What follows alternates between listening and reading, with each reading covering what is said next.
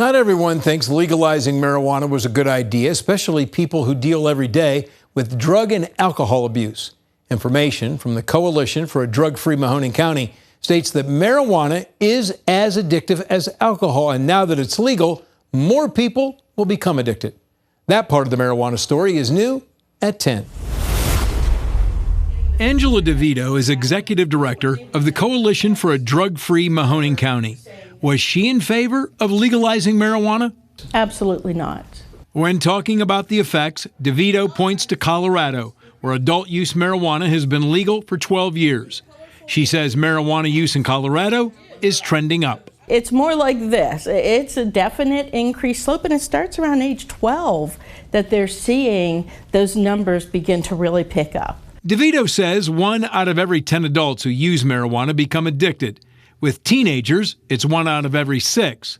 And she says marijuana can lead to use of other, stronger drugs. And so we do categorize that as a gateway drug, that we do see a high preponderance of people who use marijuana go on to develop other issues in addition. DeVito says adults should do their best to keep marijuana away from children, especially edibles that can look like candy.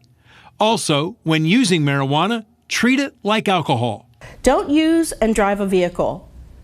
You know, we've seen an exponential increase in fatalities in states that have legalized recreational use. Pro-cannabis people often cite the safety of legal marijuana, how it's tested and approved before being sent to a dispensary for sale.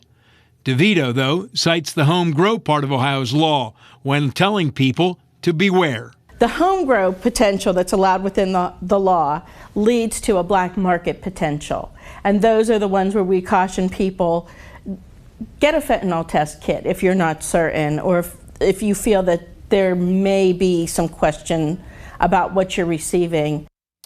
The most recent survey of Mahoning County 11th graders was done 6 years ago. It showed 15% had used marijuana in the past 30 days.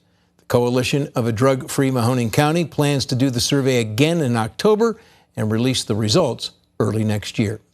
Hi everyone, I'm Lindsay Watson. Thanks for watching the WKBN 27 First News YouTube channel. If you want more video news, subscribe to our channel. And don't forget to download the WKBN 27 First News app for breaking news alerts.